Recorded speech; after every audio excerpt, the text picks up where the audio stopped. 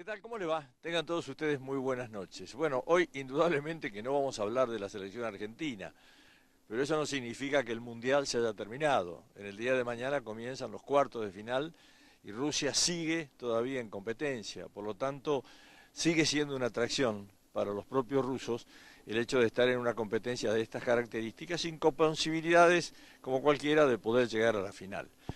Nosotros esta noche queríamos presentarle algo especial en lo que hace la educación. Estamos hablando de la Universidad Estatal de Moscú, que se podría decir que es la Universidad Estatal de Rusia, porque acá puede estudiar cualquier estudiante que se encuentre en este país, o sea, nativo del país, y también para extranjeros.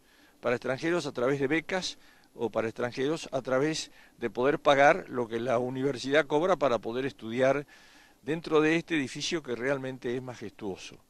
Estamos hablando de algo generado en la época de Stalin, estamos hablando de que en ese momento, después de haber derrocado a los zares, lo que se hizo fue fundar la Unión Soviética, y curiosamente, uno de los hombres que salió egresado de este lugar, Gorbachov, fue el hombre que desarmó la Unión Soviética y entró con la perestroika, y hoy es Rusia lo que es Rusia. Nosotros nos preguntábamos, ¿cuál sería el motivo para poder venir a conocer este país? Y yo creo que la gente viene a ver acá, o venimos a ver acá, lo que hizo el comunismo y cómo eso lo explota nada más ni nada menos que el capitalismo. Contradicciones que se dan en la vida y en la política, pero no se ha tocado nada de lo que existe en este lugar para que uno pueda decir, no, vino el capitalismo y rompió lo que estaba hecho. No, al contrario, todo eso lo hizo más magnífico, lo puso en valor, y hoy venir a un país como este realmente da gusto. Esta universidad que tenemos de fondo es una universidad que se formó en el gobierno, como les decía, de Stalin, junto con 7 edificios que eran íconos y que siguen siendo íconos en todo Moscú. El sueño de Stalin no se vio cumplido con la universidad, sencillamente porque murió 2 meses antes de que la universidad se trasladara a este lugar. Acá hay nada más ni nada menos que 32.000 a 35.000 alumnos. Hay nada más ni nada menos que 7.000 profesores que dan clases a grupos de no más de 15 alumnos. ¿Por qué? Porque entienden sencillamente que más de 15 alumnos no pueden retener los nombres y por lo tanto no le podían o no le podrían dar el tratamiento adecuado y las enseñanzas adecuadas. Quiere decir que cada uno de los que está estudiando una materia tiene un profesor por cada 15 alumnos, una cosa realmente importante. Pero hay otras cosas que son importantes, de cómo se llega a la universidad. Esta universidad que tiene nada más ni nada menos que 5.000 habitaciones, o sea, tiene posibilidad de que 10.000 alumnos vivan organizadamente y muy rígidamente lo que hace al sistema de controles, pueda vivir en esta universidad. Es una universidad que tiene, en pasillos, para que tengan una dimensión, pasillos internos, tiene 33 kilómetros de largo. Esos son los lugares que se pueden recorrer en pasillos dentro de la propia universidad.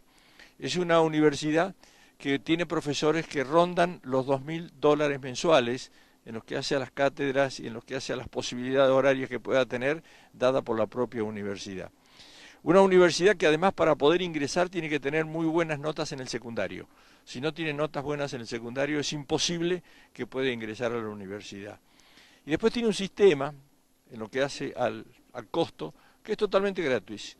O sea, acá no se paga nada por estar en la universidad. Ahora, si usted llega con un promedio de 9 a la universidad y ese promedio lo baja a 7, usted va a tener que pagar el 15% de lo que paga un estudiante de afuera para poder estar. Quiere decir que el alumno va a tener que llegar al padre y decirle, este mes vamos a tener que pagar un 15% del costo de la universidad porque bajé las notas de 9 a 7. Ahora, si baja de 7 a 6, ya la cosa es distinta. Ya va a tener que pagar el 30%.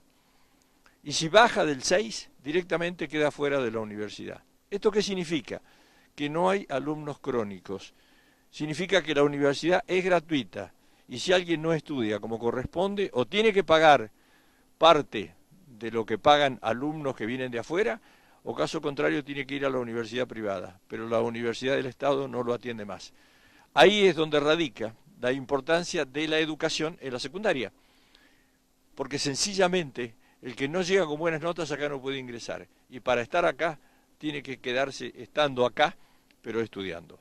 Esta universidad, dado lo esplendorosa y dado la inmensa que es uno de los atractivos más importantes que tiene Moscú. Si bien es cierto que el atractivo pasa a través de la Plaza Roja, no es menos cierto que la universidad estatal es visitada por gran cantidad de gente. ¿Por qué? Por la magnificencia que esto tiene. Esto una cosa es poderlo mirar así y otra es decirle a ustedes que tiene 240 metros de altura. Además decirle que tiene nada más ni nada menos que 36 pisos y que en el último piso, donde está la cúpula más importante, es donde se hacían las reuniones, o pretendía por lo menos Stalin hacer las reuniones con los científicos más importantes del mundo o los que acompañaban su proyecto político de esa época. ¿A los fines de qué? De proyectar una Unión Soviética más importante. Sin duda que esto lo han logrado y está reflejado en cada paso que uno da. No hay nada más que caminar un poco por darse cuenta de que esto no fue hecho por el capitalismo. Cuando uno ve la cantidad de espacios verdes que hay, cuando uno ve la cantidad de espacios que hay para poder transitar y los espacios que hay entre edificio y edificio, se da cuenta de que esto ha sido hecho con otro concepto y no con un concepto capitalista. Por eso creo que la universidad ha demostrado al mundo que cuando las cosas se quieren hacer en serio, cuando un país puede crecer a través de la educación, estas universidades son las que son la base, indudablemente, del futuro de cualquier país. Seguir hablando de la universidad realmente daría para horas, ¿no?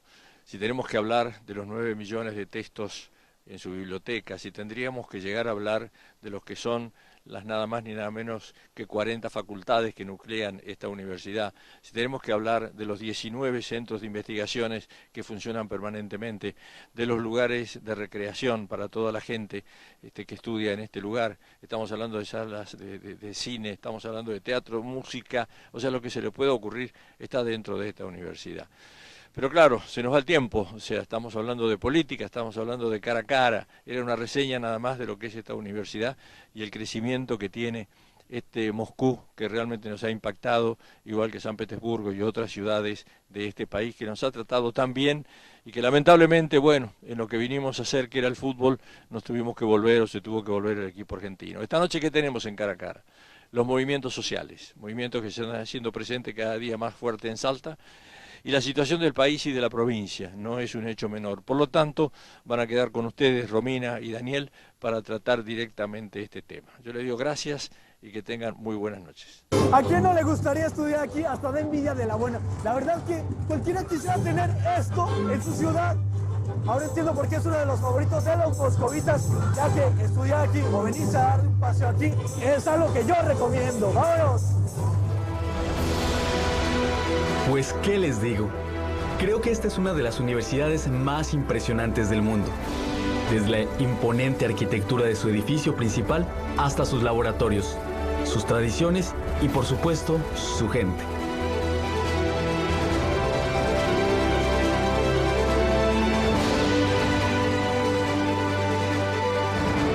Y sin duda alguna, es uno de los grandes símbolos de Moscú.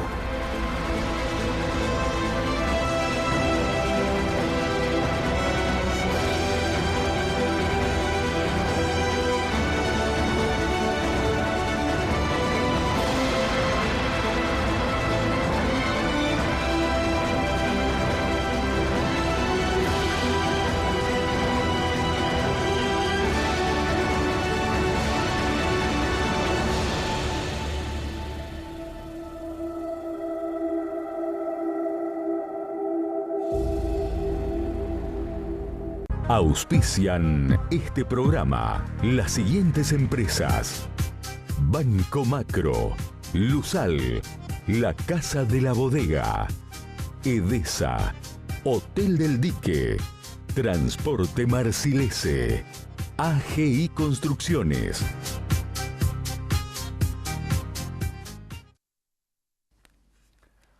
Buenas noches a todos ustedes. Bueno, estamos acá en una nueva jornada de cara a cara. ¿Cómo no hacer, aunque sea un mordisquito de esa presentación que nos hizo Mario de Moscú? Realmente es impresionante. A uno se le ocurre pensar a veces que, bueno, hasta la arquitectura no es prepotente, como si la ciencia quisiera demostrarnos de que si le damos importancia, avance y avance y avance y avance y no se detiene ante nada.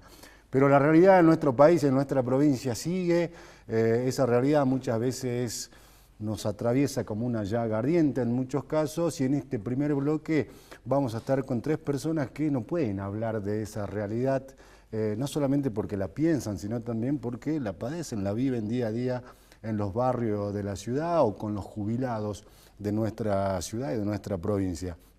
Estamos justamente con Federico Maigua, que es director del ISEPSI. Hablábamos de estudio, ¿no? Y el ISEPSI es un organismo, una institución, una asociación civil que se dedica a medir las estadísticas, ¿sí?, de aquellas cosas lacerantes que pasan en los barrios.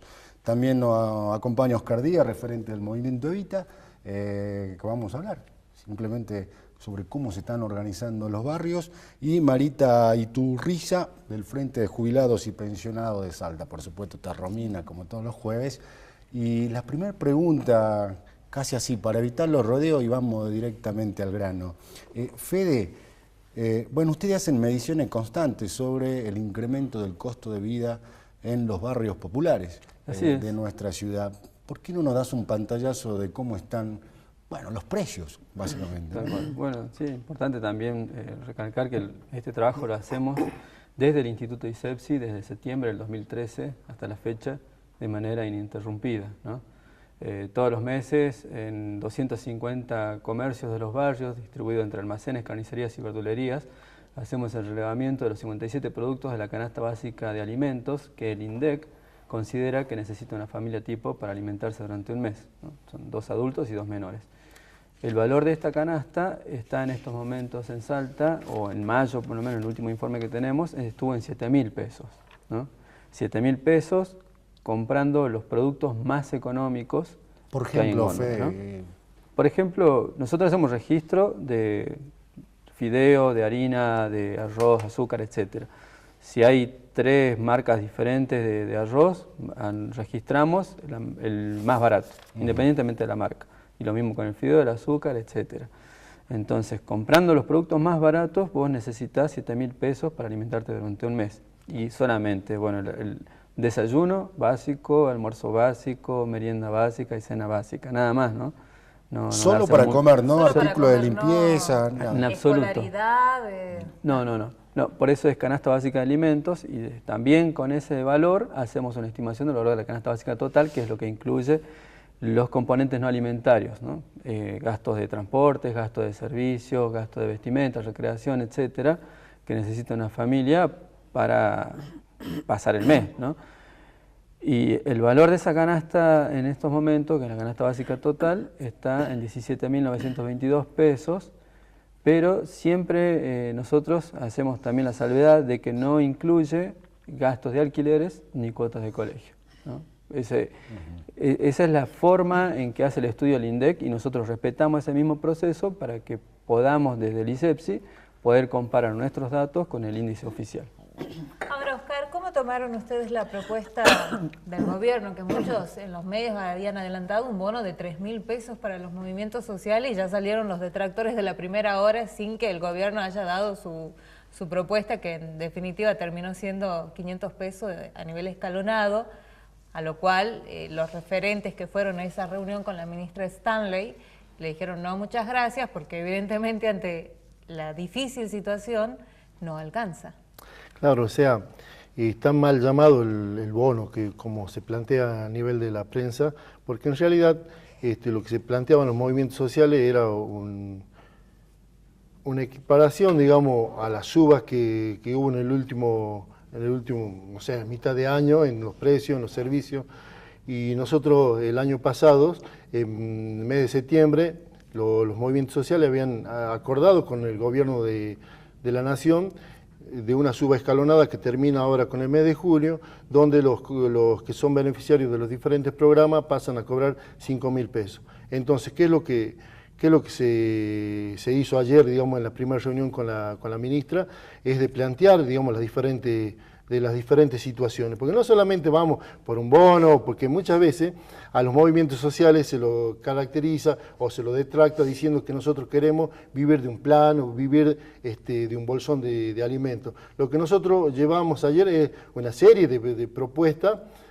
Por ejemplo, las 5 leyes que se habló durante la marcha federal, digamos, la ley de emergencia alimentaria, la ley de infraestructura, donde se plantea un 25% de todo el presupuesto para que las cooperativas puedan empezar a generar trabajo. A nosotros siempre nos critican, dicen, no, cortan las calles, pero nosotros queremos trabajo. Yo traje algunas fotos, por ejemplo, de las unidades productivas que nosotros tenemos. Si la podemos mostrar a No esa sé. cámara. Ahí, mira. Ahí. Mira, acá son compañeros, allá, compañeros que están trabajando, cómo producen, o sea, tenemos productores Derecho.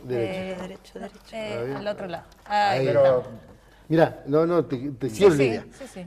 Mira, bueno, tengo un montón, pero bueno, la idea es de que nosotros queremos trabajo. En estas unidades productivas, ni el gobierno municipal, ni el gobierno provincial aporta ni una palada de arena, todo con trabajo de los compañeros. Entonces, ¿qué es lo que nosotros queremos? Es que el gobierno nos dé la herramienta para seguir trabajando. Entonces, no vamos a necesitar de programas. ¿Usted piensa que los compañeros viven o les gusta vivir de un programa? No, nosotros queremos un trabajo. Cuando por ahí yo veo a un diputado nacional que nos representa Salta y menciona tanto la pala o lleva al Congreso una pala, ¿qué piensa? ¿Que nosotros no sabemos trabajar? Vivimos trabajando. Nuestra producción no vale. Las economías regionales están destruidas. Yo soy de Cachi. El pimiento no vale lo que tuvo que valer. Y recorremos, digamos, parte de la provincia, pero no decimos que andamos por todos lados de la provincia, y se ve mucha pobreza. Por eso, lo que ayer se hizo con la ministra es un planteo integral de diferentes situaciones. La ley de, como decía, de infraestructura, la ley de agricultura familiar que ya está aprobada, que necesita un presupuesto, la ley de emergencia alimentaria, como decía, y una ley de emergencia de adicciones. Hablamos de que los chicos en los barrios están destruidos, de que están en la droga, pero cada vez se merma más el presupuesto, no hay atención, no hay contención, y de los movimientos sociales, con diferentes convenios, estamos abriendo diferentes casas. En el caso del movimiento Evita se llama Casa Pueblo, donde se va a dar una contención, o se está dando contención a aquellos vecinos que tienen problemas con adicciones, y así en diferentes organizaciones sociales. Muy cortito, Fede, así pasamos a Marita también, porque Marita representa a los jubilados y es otro de los sectores muy castigados. Castigado, en esta cuestión, sí, ¿no? bastante. Vos decías de que una canasta básica alimentaria exclusivamente de 7.000 pesos. En un barrio, sospecho, capaz que estoy equivocado, que generalmente la familia núcleo no necesariamente de 4 miembros. Entonces yo te quería preguntar, en un barrio, una familia núcleo, ¿cuántos miembros tienes? ¿Cuánto de dinero necesita? ¿Y cuánto de dinero le ingresa? Sí, nosotros, bueno, no hacemos ese relevamiento, pero sí lo que percibimos es cuando hacemos el registro de los precios, en esa recorrida y que charlamos con los vecinos y vecinas, es más, el relevamiento lo hacen 50 encuestadores y encuestadoras que son vecinos y vecinas de los barrios. Entonces, ¿quién mejor que ellos sabe cuál es la situación real y actual, ¿no? Y en las últimas semanas yo he tenido la oportunidad de charlar con muchos de ellos y de escuchar testimonios de muchos de ellos y sobre todo de las mamás. No son 2 hijos lo que tienen, ¿no? En general son más, son 4, 5 y en algunos casos más. Entonces, cualquier ayuda social del Estado es simplemente una ayuda, pero no te alcanza. No alcanza porque todos trabajan o todos venían trabajando a un ritmo más o menos normal, con cierta constancia, pero desde hace 2 años a la fecha que han ido perdiendo el trabajo. ¿Por qué? Porque se enfrió notablemente la economía, ha caído muchísimo el consumo, afectó directamente el bolsillo de los sectores medios y son los sectores medios los que contratan a los trabajadores de los barrios más populares. Entonces son ellos los que han perdido el trabajo. Entonces con esa plata no les alcanza, evidentemente, con un programa social que puede llegar a cobrar uno de los dos adultos, más la asignación universal por hijo, no les alcanza para cubrir los costos. Y hay mucha gente de afuera que no se ponen en el lugar de ellos y que critica y que dice, ¿por qué no van a trabajar? Han venido trabajando, pero han ido perdiendo el trabajo, entonces se les hace muy difícil. Marita, en ese sentido, el jubilado hoy, la mínima está creo que en 7.000, 8.000 pesos. Sí, 6.900. 6.900 con la última Sí, actualización. Exactamente. Y con lo que plantean los dos referentes, la situación no es diferente para un jubilado, pienso que aún es peor. Es aún peor. Claro que es aún peor porque además han recortado los medicamentos y muchas atenciones médicas. Pero, digamos, es peor y va a ser mucho peor. Esto es lo grave. Y, digamos, esta es la razón por la cual se ha conformado el Frente de Jubilados. El Frente de Jubilados nace de una situación absolutamente coyuntural. Esto fue después de diciembre del 17, cuando después de la reforma previsional. Exactamente, cuando es la ley 27.246, y entonces por iniciativa popular se presenta un proyecto de ley que derogue y modifique esto y vuelva a los estatus anteriores, ¿no es cierto?, de cómo venían las jubilaciones. Pero además se juntan 1 millón de firmas y entonces distintos compañeros, representantes o participantes de partidos políticos o de movimientos sociales, nos fuimos encontrando en el camino y surge esta necesidad de plantarse porque además esto viene mal y viene mal desde hace mucho tiempo. Esto viene mal en realidad desde mayo de 2016, cuando se firma el segundo pacto fiscal. Entonces ahí ya están preparándose todos los instrumentos para estos despojos sucesivos que vamos teniendo.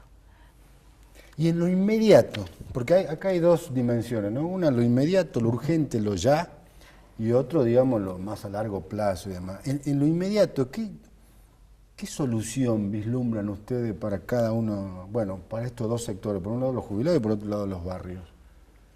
Para mí, fundamentalmente, la generación de empleo.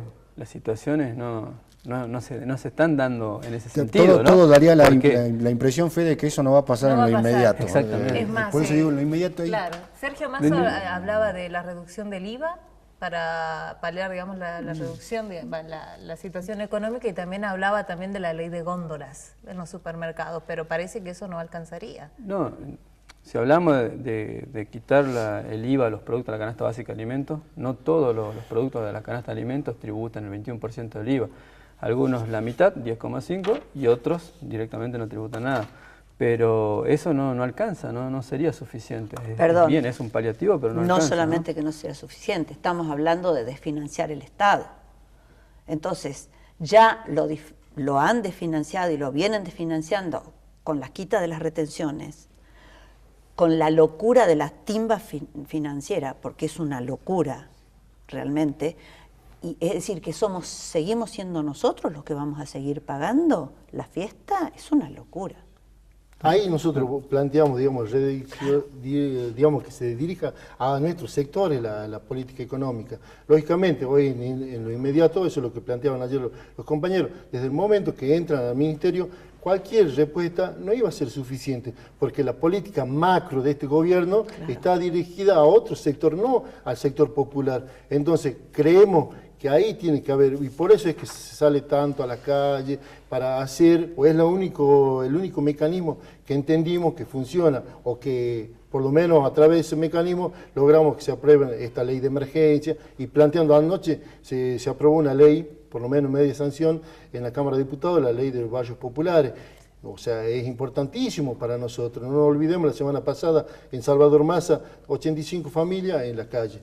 Y nosotros fuimos este lunes, ni del Estado municipal, ni del gobierno provincial, ni del nacional se acercaron a ver qué tiene esta familia. O sea que está totalmente desprotegida esta familia, y así en el interior, en todos lados. Entonces creemos que hay que redirigir la economía, digamos, las políticas de este gobierno. ¿Ustedes sienten cerca imágenes del 2001 que se puedan repetir este fin de año? Sí, cuando se fue al Fondo Monetario, o sea, es la receta que pasa todas las veces que se va al Fondo Monetario. Entonces, ¿qué pasó ahora? Hoy nuestra despensa estaba llena, o sea, había un colchón y todo, no afectó tanto. Pero sin lugar a dudas, usted camina y va a los barrios, nosotros tenemos 4 merenderos donde iban hoy 8 merenderos y no nos alcanza. Y no es que van 50 chicos, van 100, 80. Es impresionante, señorita, cómo va creciendo el nivel de demanda y la pobreza en los barrios. ¿Usted cómo lo asocia, haciendo esa comparación de periodos históricos? Absolutamente terrible, porque más que la destrucción económica, financiera, el saqueo que hubo de bienes, fue la destrucción a nivel social. Se rompió el tejido social, y cuando decimos que se rompió el tejido social no es simplemente que después en un año o dos lo surcimos. Cuando se explota el tejido social, explotan las familias, porque no hay padre que soporte llegar a su casa y no poder poner el pan sobre la mesa. Entonces empiezan las peleas, los reproches, sale lo peor de cada uno de nosotros. Hay que saber lo que es estar en una situación de esa. Los hombres se deprimieron en aquellas épocas, se dedicaron muchos se dedicaron a tomar, las mujeres salieron a la calle porque había más trabajo para ellas y los chicos quedaron solos. Y hubo una generación que creció con esa imagen de familia o de falta de familia. Tampoco hay parientes cerca en ese sentido, cada uno sale disparado por su lado, al sálvese quien pueda. Entonces, una familia explotada, luego no tienen contención. Nos quejamos de que los chicos están con el problema de las drogas, y no solamente los chicos, pero para la única forma de corregir esto es con una sociedad que abrace, y es una familia que abrace, y son los lazos familiares y los lazos de vecinos que deben construirse en la confianza. Estos sistemas lo que hacen es destruir la confianza entre las personas. Bueno, acá un pequeño pantallazo de lo que está ocurriendo en los sectores más vulnerables, sobre todo en los barrios, pero también con el testimonio de Marita en el sector de los jubilados. Evidentemente quedan muchas cosas por tratar, muchas cosas incluso por pincelar, ¿no? Pero bueno, no es una pintura buena, eso está clarísimo.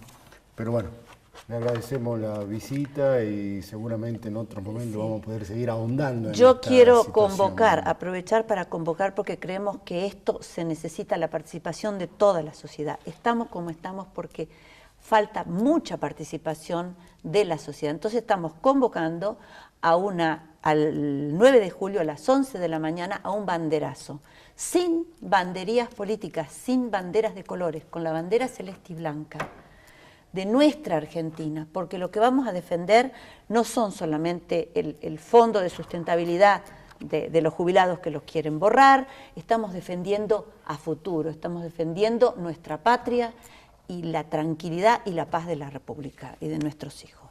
Bueno, muchas gracias de nuevo.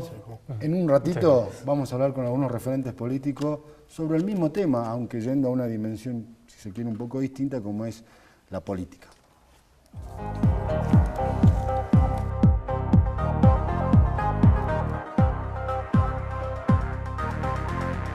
La compu o una bici.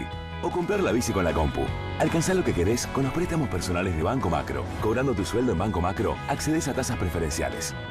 Macro, tu banco cerca, siempre. Para mayor información consulte en www.macro.com.ar.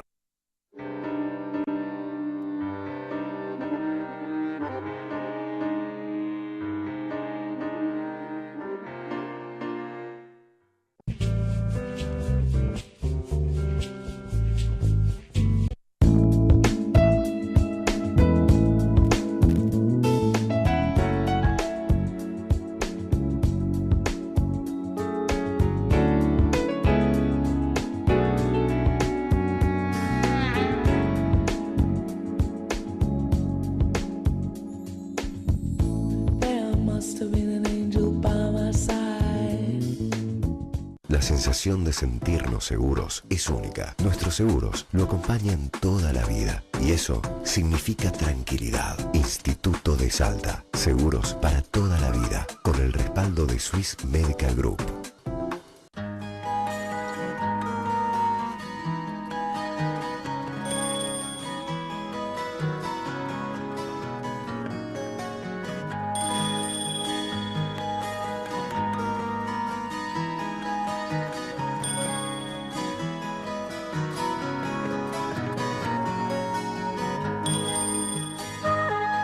Transporte Marcilese, una empresa salteña con años de experiencia en transporte de cargas y operaciones logísticas. Transporte Marcilese, desde Salta y hacia donde usted lo necesite. La sensación de sentirnos seguros es única. Nuestros seguros lo acompañan toda la vida y eso significa tranquilidad. Instituto de Salta. Seguros para toda la vida. Con el respaldo de Swiss Medical Group. La compu o una bici. O comprar la bici con la compu. Alcanzá lo que querés con los préstamos personales de Banco Macro. Cobrando tu sueldo en Banco Macro, accedes a tasas preferenciales. Macro, tu banco cerca, siempre. Para mayor información consulte en www.macro.com.ar.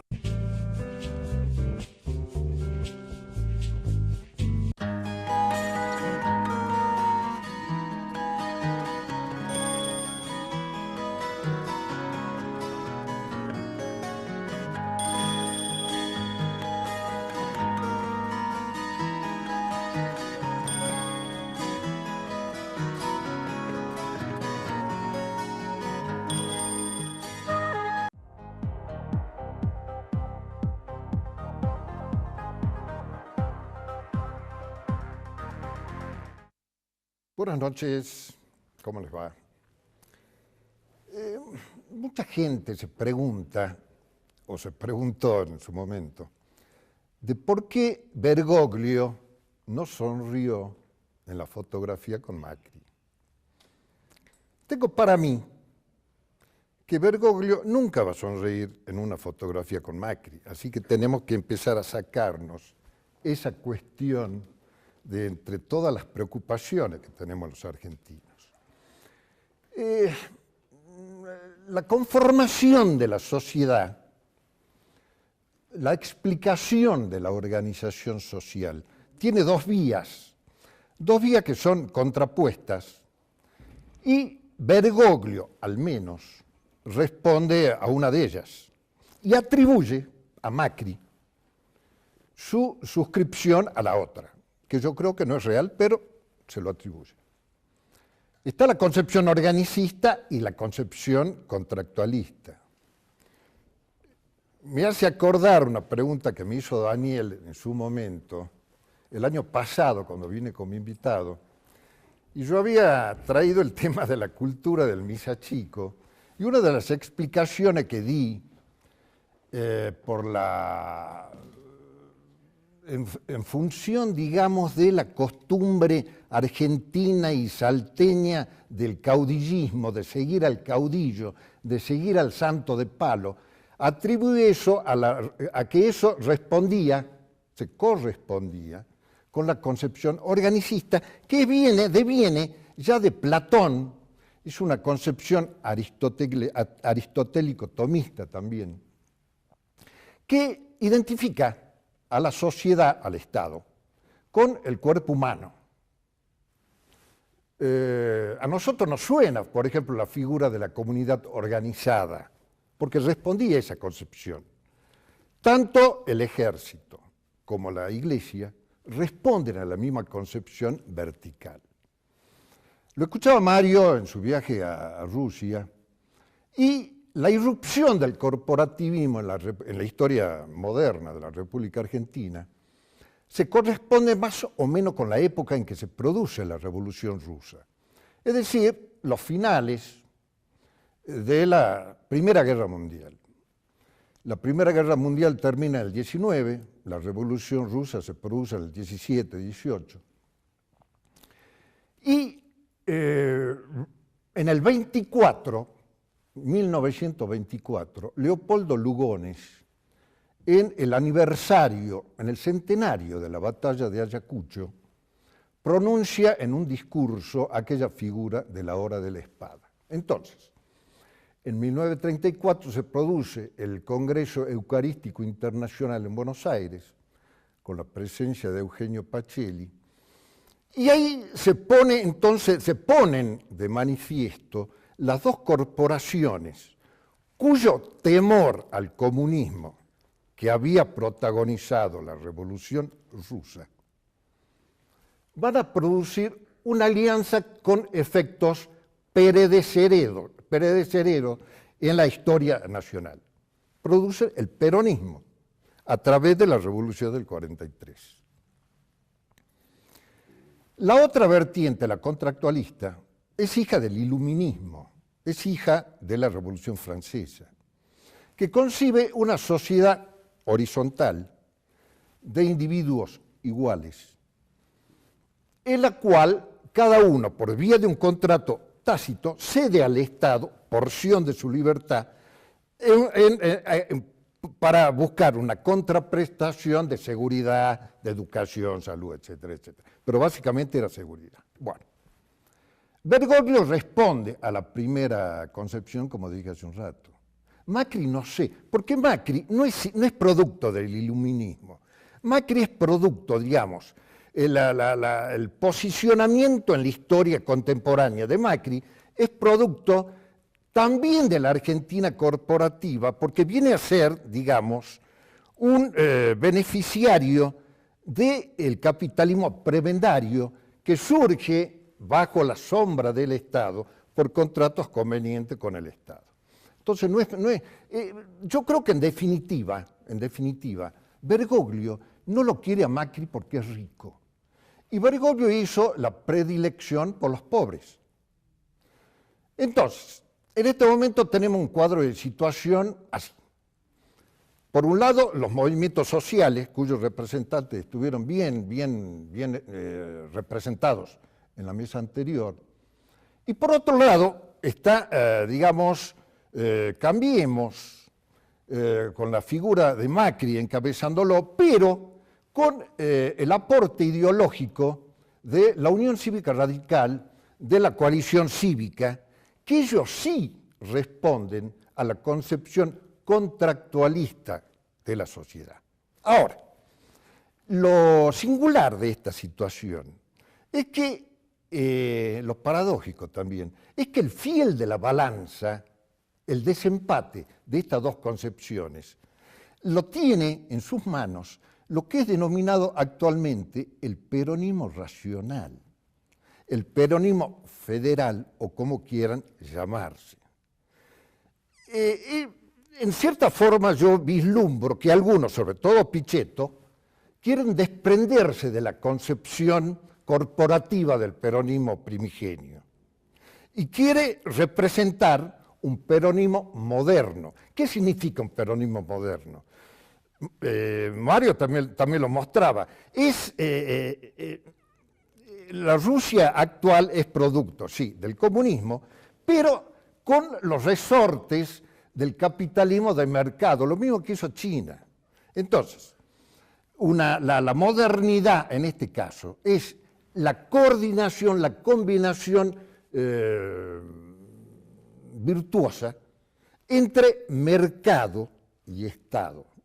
Esa concepción la puede dar Macri, pero para conseguir eso, para trascender su propia situación, tiene que hacer una cosa: inclinar el fiel de la balanza, atrayéndolo al peronismo racional mediante un acuerdo para fundar un sistema político que pueda trascender la propia gestión de Macri. Y de paso, demostrar que en realidad no era cierto aquello que decía Borges, que todos los peronistas eran incorregibles. Muchas gracias y hasta la próxima. Bueno, muchas gracias Alejandro, como siempre, como todos los jueves, acá buceando en la historia para que podamos tratar de mejorarle el análisis de las coordenadas de nuestro presente, ¿no? Ahora, empiezo con otra pregunta, aprovecho la columna de Alejandro para hacerlo. ¿La coalición cívica y el radicalismo le están aportando cuerpo ideológico a la Alianza Cambiemos? En el caso del radicalismo hay un debate profundo, porque también no es un movimiento homogéneo, sino que en el radicalismo existen aquella vertiente de las luchas libertarias y de las libertades cívicas, y el encuentro durante la década de los 80 en la formulación de Raúl Alfonsín acerca de un radicalismo vinculado a una vertiente socialdemócrata que tiene capacidad de disolver la contradicción entre libertad e igualdad, Y en ese sentido, el radicalismo está en un profundo debate, porque se vio involucrado en la necesidad de darle a la sociedad argentina una alternativa frente a lo que había sido la experiencia política del kirchnerismo y la necesidad de enfrentar un candidato títere como era el candidato Scioli. Y esto nos llevó a un encuentro con una fuerza política de la cual, como dice Ricardito Alfonsín, somos diametralmente opuestos y en condiciones normales hasta nos hubiéramos enfrentado, pero fue necesario darle una alternativa a la sociedad argentina. Y en este sentido nos arrastró hacia una coalición política de centro-derecha, de la cual muchos radicales están bastante disconformes, están bastante incómodos, y en la Unión Cívica Radical, en el seno del radicalismo, se está produciendo un debate muy intenso. Parte de ese debate lo vamos a ver acá en Salta entre el 4 y el 5 de agosto, cuando se constituyan aquí dirigentes del Partido Radical del Noroeste junto con dirigentes nacionales que están trabajando una nueva corriente de opinión que tiene como objetivo desembocar en un encuentro nacional entre noviembre y diciembre, y a partir de allí todo un replanteo acerca de lo que es esta coalición de centro-derecha que hasta aquí no ha tenido como miembros secundarios inclusive, porque me parece que el gran debate del partido es también cuál es el grado de penetración que tenemos en la definición de las políticas del gobierno nacional. Y así que en esa inquietud, en ese debate, el radicalismo tiene una actuación interesante en la Cámara de Diputados y en la Cámara de Senadores, sosteniendo proyectos libertarios muy importantes, como fue apoyar la despenalización del aborto, a pesar de que entonces ahí emergen dos grupos de radicales, los que estuvieron a favor, y mayoritariamente son la fuerza que ha sostenido este proyecto de despenalización, y un sector minoritario que es el que ha estado en contra de este proyecto de ley. Y esto muestra un síntoma del debate interno, como poner sobre la mesa el proyecto de ley Brisas de indemnización a los hijos de las víctimas del femicidio, la discusión de la ley Justina acerca de la donación obligatoria de los órganos, el debate dentro de lo que, sin romper con Cambiemos y todo lo contrario, siendo convergente en el rescate del proyecto de ley de regularización, urbanización de las villas y asentamientos en un proceso de justicia social en torno a la expropiación de las tierras para entregarla a quienes están habitándolas, el proceso de repatriación de los bienes que han sido adquiridos producto de la corrupción de los funcionarios del Estado para que vuelvan a ser reintegrados a la nación argentina, bueno, forman parte de un conjunto de leyes que ahora tienen que ser completadas con una mirada profundamente social y que corrija algunos problemas que han empezado a manifestar algunas coordenadas que se les había advertido al gobierno nacional. El radicalismo le advirtió severamente al presidente Macri lo que implicaba la cuestión de las tarifas de los servicios públicos. Ahí hay una cuestión importante. Sí. Alguien dijo alguna vez que un gran líder político es aquel que sabe que no debe liberar ciertas fuerzas sociales porque después se vuelven incontrolables. Curiosamente no fue el peronismo el que inició el tema de las tarifas, sino Elisa Carrió y Cornejo de la Unión Cívica. ¿Sí? Bueno, son buenos aliados, no estoy hablando, digamos, de las buenas relaciones que existen entre ustedes, pero no terminan de alguna manera. Hace poco Carrió dijo de que al presidente le dijeron que el aborto no pasaba. Eso es como decir de que el presidente lee el diario de Irigoyen, es decir, que le venden una... ¿Cómo es? Bueno, se nota tumultuosa la relación. El tema, claro, la pregunta que ustedes nos hacen es en torno al aspecto ideológico. Yo creo que, bueno, está claro que Macri es pragmático, no se guía por una sola línea ideológica. Entonces, en ciertas cuestiones ha mostrado cierta apertura, por ejemplo, en cuanto a las inversiones productivas, reactivación de ferrocarriles, cosas que están muy bien.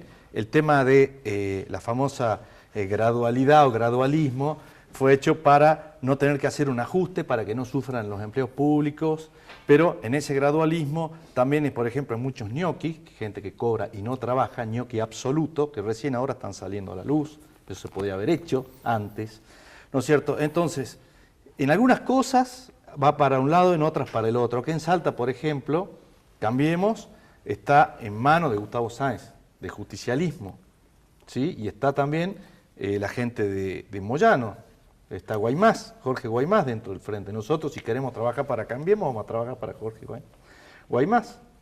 Ustedes en su momento, en agosto del año de 2017, estuvieron con Frigerio, en cierta manera avalando esta entrega. Bueno, está en Google, pongan Google, está esta reunión en un contexto, además que está partido la Unión Cívica Radical, porque en su momento Miguel Nani dijo, yo en esa no entro. En ese contexto, ellos, la otro sector de la Unión Cívica Radical, van a reunirse con Frigerio y avalando las posturas del oficialismo, ¿no es cierto?, que decían que Cambiemos en Salta era Gustavo Sáenz. Bueno, ahí se equivocan, porque Cambiemos es cambiar. En otras cosas no se equivocan. En el tema del aborto, para mí, Macri se equivocó, o tuvo que hacerlo, aunque no quisiera, porque Macri está a favor de las dos vidas y lo dijo. Michetti está a favor de la vida y lo dijo. Entonces, iniciar esto le genera al menos un costo político enorme y una discusión gigante en un momento en que las papas se nos queman, en un momento en el que el gradualismo fracasa. ¿Pero por qué fracasa?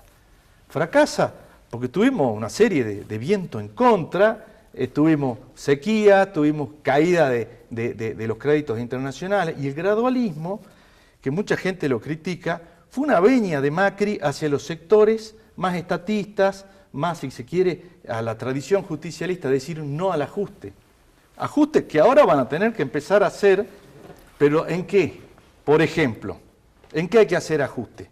Cuando se licitan obras, cuando se realizan obras públicas, hay que licitarlas para dársela al que mejor precio, el más barata la puede hacer, con transparencia sobre la mesa. Lo que está mal es dar a dedo obra pública. ¿Cómo hace Gustavo Sáenz la pavimentación, los bacheos? ¿Cómo lo hace? ¿Cómo lo hace? ¿Con licitación o a dedo? Listo, todos sabemos cómo lo hace, ¿sí? Entonces, entra plata de la nación al municipio, vamos a hacer obras. Y se hacen varias manzanas de obras, ¿se podrían hacer muchas más? Absolutamente sí. Y los desafío a quien quiera que haga, vamos, cada peso que vino de Buenos Aires, a ver con qué eficiencia se convirtió en pavimento sobre las calles. Entonces, esto no es cambiemos, esto es continuemos, esto es sigamos con la vieja historia. Y ahí se equivocan, ¿sí? Entonces, si nosotros queremos que el argentino esté bien, no le sigamos cargando impuestos. Saquemos el impuesto al cheque. No hagamos el impuesto inflacionario, porque el impuesto inflacionario que el Estado no le alcanza, emite maquinitas. ¿Quién lo paga? Doña Rosa, la paga la gente que va a comprar al almacén en la esquina. Y mientras tanto hay sectores en el Estado, ¿sí?, que tienen las cajas negras de la política. ¿Con qué se pagan las elecciones? Cuando usted ve 2 o 3 días antes de las elecciones los camiones llenos de bolsones, ¿quién los paga? ¿Quién los paga? ¿Quién los paga, Alvarado? No, yo le quería preguntar. Eso hay que preguntarle, Cambiemos acá ya. Hay que preguntarle a todos, en realidad. Y también parte de la responsabilidad, no la siente el peronismo. Hay que preguntarle a Macri, porque Macri repartió en su campaña acá en lo que es la ciudad de Salta fortuna en los barrios que más necesitaban. Lindo sería que ahora siga repartiendo como repartió en la campaña. Pero por ahí es lindo escuchar cómo los empresarios, porque yo cuando lo escucho al señor, habla muy como empresario, siempre le encuentran, si no es la lluvia, es la sequía, si no es... Pero acá la verdad que el presidente cuando asumió hizo muchas promesas para la Argentina. Una lluvia de dólares, no iba a haber devaluación, asumió a los 2 días, 3 días, devaluamos el dólar. Yo creo que este tema del aborto y la tarifa es un tema que se tiró a la mesa para que discuta toda la ciudadanía argentina, el ciudadano argentino, y sin embargo el dólar venía a galope. Hoy tenemos un dólar a 30 pesos. Yo creo que el gobierno tiene que mejorar el rumbo. Yo creo en lo que decía recién en el análisis que hacía, creo que le hace hay que peronalizarlo al presidente, tiene que tener más conciencia social porque todas las medidas que saca es para beneficiar a los empresarios. Realmente en la periferia de la ciudad, de la Argentina en general, se están viviendo situaciones muy complicadas. ¿Y usted cree que el peronismo está en esta posición o puede llegar a esa posición que planteaba de ser el árbitro, sin antes resolver sus cuestiones internas, y Cristina sí, Cristina no? Generó el problema. Por los eso causantes del problema. Son parte. Que se hagan cargo, que se hagan cargo. Pero después de 3 años yo creo que uno cuando asume una responsabilidad y se presenta a un cargo jerárquico con presidente, no podemos estar diciendo, le echemos la culpa a Irigoyen. Uno asume una responsabilidad y tiene que hacerse el cargo de lo que asume. Y después de 3 años yo creo que todas las políticas económicas que llevaron adelante fueron equivocadas. Yo creo en lo que me planteabas del justicialismo, me preguntabas. Sí, si está en condición de ser ese árbitro, si van a seguir con Cristina sí, yo creo que vamos a ser Maradona, ¿no? Yo, en ese sentido, mira, yo vengo de un peronismo muy trabajador, vengo de un sector sindical, tengo poca experiencia en lo que es una política, caminar socialmente en los barrios. Yo creo que la dignidad de los trabajadores se da mediante el trabajo, pero buscando un equilibrio, no beneficiando siempre al empresario como se hicieron las últimas medidas, se beneficiaron a las multinacionales, se le abrieron las puertas para que ingresen los dólares. Indudablemente este gobierno no tiene la confiabilidad todavía para que esos dólares ingresen y empiecen a trabajar, a generar trabajo genuino. Solo ingresaron capitales especulativos comprando LEVAC e invirtiendo en acciones. Cuando ven que las papas queman, sacan el capital, se lo llevan a otro lado. La única lluvia de dólares que tuvimos es la lluvia del préstamo del Fondo Monetario, que ahora vamos a tener el segundo semestre muy complicado. La verdad que está lindo, los trenes, está bueno, pero eso acá en Salta vamos a empezar a llevar la soja para Buenos Aires, pero la soja no genera trabajo genuino. Todos sabemos cómo trabajan estos pools de siembra. Se está trabajando mucho para el empresario y yo creo que eso hay que revertir. Correa, bueno, vos sos historiador, aparte de una apasionada de la política, sos historiador y estás acostumbrado a ver películas de larga duración, digamos. Yo te quiero dar estos datos. Los últimos 31 meses de Cristina Kirchner, que fueron donde estaba más debilitada, donde ya había un desgaste grande y demás, la inflación fue del 97%. Los últimos 31 meses de este gobierno, la inflación fue del 107%. Sí, así es. Y la devaluación entre el 2010 y el 2015 está en términos parecidos a la devaluación que ha sufrido este gobierno. Hay un problema estructural, esto lo hemos conversado muchísimas veces. La Argentina tiene un problema estructural en su matriz productiva. Y entonces hay que pensar nuevas políticas de fortalecimiento del sector de las pymes, hay que trabajar en la construcción de nuevos puestos de trabajo, hay que trabajar en la defensa de la producción nacional e interna, hay que potenciar el trabajo de la producción Ahora, regional. Perdón que te interrumpa, pero ¿no sentí que eso del mercado interno y la producción nacional sería como pedirle a Macri algo que Macri no es? Es que me parece que él es un empresario típico de la Argentina. La Argentina, creo que Alejandro Saravia lo decía, tiene un capitalismo prebendario, es un capitalismo de arrebato. El capitalismo funciona cuando hay riesgo. Cuando no hay riesgo y lo único que se busca es rentabilidad, bueno, se producen estos desfasajes que ocurren. Por eso te digo que es momento, desde el radicalismo, nosotros aportar a pensar cuáles serían los programas alternativos sin rasgarnos las vestiduras, porque yo soy un tipo que ha sido un actor muy cercano de lo que han sido los procesos inflacionarios desde 1987 hasta 1991 y soy testigo de cómo nos fuimos del gobierno. He confrontado con las políticas neoliberales de Menem, confrontado con las políticas de mi propio partido en la alianza de la Rúa con un sector del peronismo del Chacho Álvarez que terminó en una catástrofe. He mirado con una posición crítica lo que ha ocurrido entre el 2003 hasta el 2015, sabiendo separar las cosas interesantes y buenas que puede haber tenido el programa de los dos gobiernos kirchneristas, pero también mostrando cuál es la matriz de corrupción que existe dentro de del campo productivo en la Argentina. Entonces, frente a esto, y ya medio viejo te diría, ¿no? Medio viejo, quiero pensarlo no en términos de blanco y negro, sino en términos de integración de las mejores inteligencias, de los sectores políticos y dirigentes de los distintos partidos políticos que puedan, sin ponerse colorado de lo que ha pasado, porque nadie nació de un repollo, todos provenimos de fuerzas políticas que han tenido sus responsabilidades, tratar de corregir y plantear un programa alternativo. Y le quiero aclarar acá al amigo que la foto con Frigerio fue una reunión en la Casa Rosada donde fuimos a hablar con el gobierno y con la Mesa Nacional de Cambiemos para decirle que no se metan en la interna del Partido Radical. Se lo dijimos a Frigerio, no te metas en la interna del Partido Radical de Salta. Los radicales tenemos carta orgánica, procedimientos democráticos y vamos a arreglar cuenta entre nosotros. Y el 26 de agosto vamos a tener elección interna si es que no se le ocurre a alguien intervenir el partido. Puede haber travesuras, ¿sí? Y me presento yo como candidato a presidente de la Unión Cívica Radical, vamos a ver hasta dónde aguanta. Bueno, muy cortito, ¿qué tal? Para no dejarlo sin la palabra, ¿alguna reacción? No, está cortito. bien. Ahí el temario de esa reunión fue eso y también fue la inserción de la Unión Cívica Radical en Cambiemos Salta en un momento en que nosotros habíamos plantado bandera y dijimos, Cambiemos es Cambiemos. El PRO, la coalición cívica y la UCR. No nos metan al justicialismo y menos a manejar a la fuerza. Debe leer la mente, porque yo no tengo ningún cargo de responsabilidad en el partido. ¿Qué pasa Salta? Busquen Google, pongan está. O sea, no me van a hacer a mí una foto la vimos decir las cosas. Varias veces con Cristina Kirchner.